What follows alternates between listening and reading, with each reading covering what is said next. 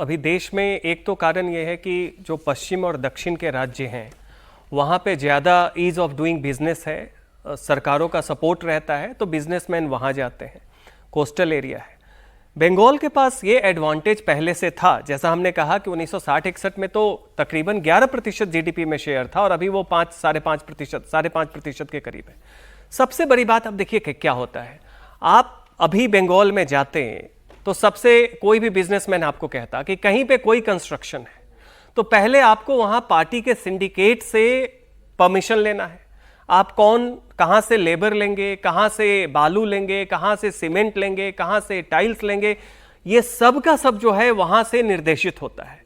तो जो cut money और तोलाबाजी है ये कोई बस विपक्ष का आरोप नहीं है, ये वहां का एक कल्चर था।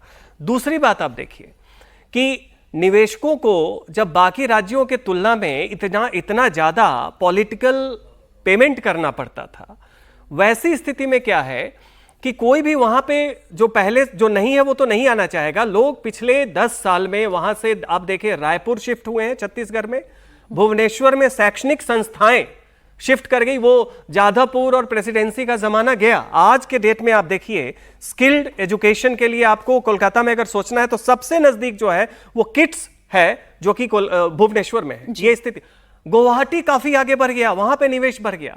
बड़ा बाजार में काफी बिजनेसमैन ये कह रहे थे कि भाई पुराना स्ट्रक्चर है, कीमत सही नहीं मिल रही है, इसलिए हम लोग यहाँ हैं। वहां पे हल्दिया पोर्ट है, कोलकाता पोर्ट है, उसके अलावा एक और पोर्ट बन रहा है। ऐसे समय में जो हमने कहा कि सबसे बड़ी चीज जो ये होगी कि रूलिंग पार्टी जो सिंडिकेट की तरह काम करती है उससे उसे बिजनेस फैसिलिटेटर की तरह काम करना होगा। एक और दूसरी बात और देखिए, कल शुभेंदु अधिकारी ने शपथ लेते वक्त कहा कि कोथा कम काज बेसी, बातें कम और काम ज्यादा। ये बंगाली वर्क कल्चर जो सीपीएम के समय से इनग्रेन्ड है कि आप काम करते हैं काम न करने के लिए। काम क्या करते हैं? हड़ताल करवा दो, फैक्ट्रियां बंद करवा दो, स्ट्राइक करवा दो, बात पे आंदोलन वाला तो वो है कि सारा काम ही होता है कि काम ना करना पड़े। इस कल्चर को खत्म करने के लिए कि सीपीएम के समय में जो इंडस्ट्री मिनिस्टर थे उन्हें हड़ताली मंत्री कहा जाता था, वो जाके हड़ताल पे बैठते थे और फैक्ट्रियां बंद करवाते थे। तो ये वर्क कल्चर खत्म करना बहुत बड़ी चुनौती है वहां की। वर्क कल्चर खत्म करने का मतलब यह है कि आप काम करें और वर्क कल्चर को बढ़ावा दें। Work more talk less, exactly, work more talk less. लेकिन आज रशीद जी कुछ ऐसी तस्वीरें भी सामने आई जो कि पश्चिम बंगाल में भारतीय जनता पार्टी की नींव से लेकर निर्माण तक की यात्रा कैसे हुई है उसका एक बहुत इंपॉर्टेंट चैप्टर है। ये कार्यकर्ताओं का कितना सम्मान प्रधानमंत्री नरेंद्र मोदी ने आज मंच से किया, उसकी तस्वीर आपके सामने है। बीजेपी की जीत ये कितने मायने रखती है उसकी तस्वीर है ये। शुभेंदु के शपथ ग्रहण समारोह में बंगाल बीजेपी के एक सीनियर कार्यकर्ता माखनलाल सरकार मंच पर थे। मोदी ने उन्हें सम्मानित किया, उनके पांव छुए। माखनलाल सरकार श्यामा प्रसाद मुखर्जी के सहयोगी रह चुके हैं। 1952 में जब श्यामा प्रसाद मुखर्जी कश्मीर में तिरंगा फहराने गए थे तब उनके साथ माखनलाल सरकार मौजूद थे। नॉर्थ बंगाल में बीजेपी को मजबूत करने में 98 साल की उम्र वाले माखनलाल सरकार का क्या योगदान रहा, रशीद जी वो शायद आप बताएं तो ज्यादा बेहतर होगा। श्यामा प्रसाद मुखर्जी की जमीन पर कमल का फूल खिला तो आज माखनलाल सरकार को भी मंच पर शॉल उड़ाकर प्रधानमंत्री ने सम्मानित किया।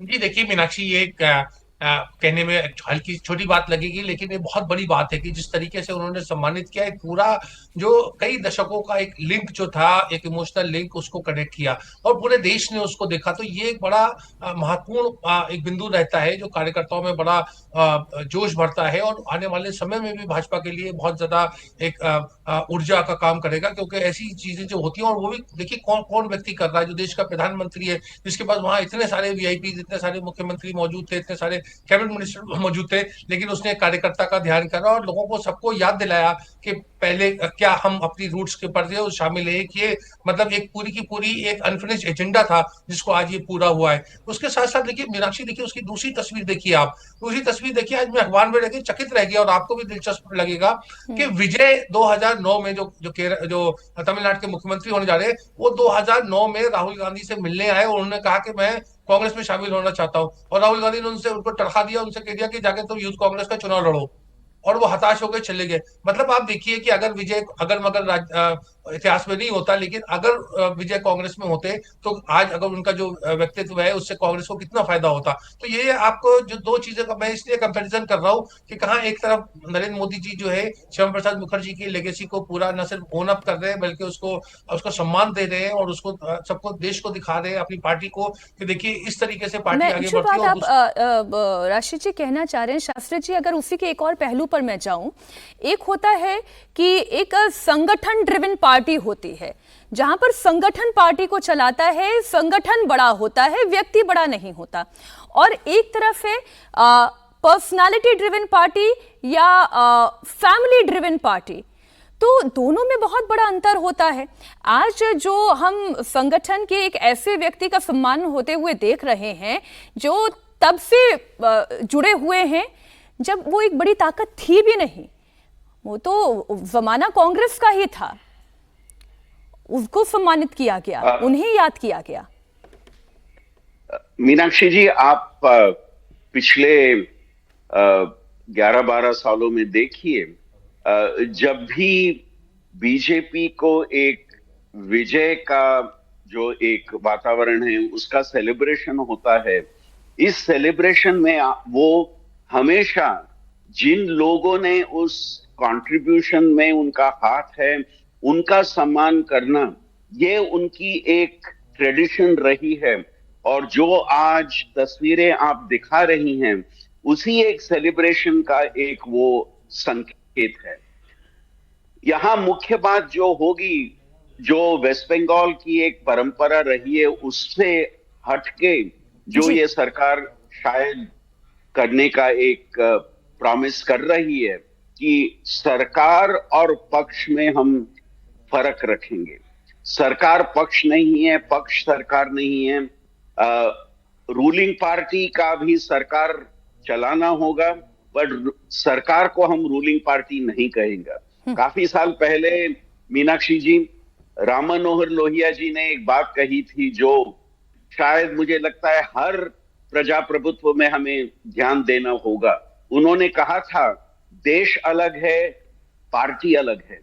पार्टी देश को चला रहा होगा, लेकिन देश पार्टी नहीं है, पार्टी देश नहीं है। दूसरी बात उन्होंने कहा, पार्टी अलग है, रूलिंग पार्टी अलग है, और ये फर्क हमें करना चाहिए।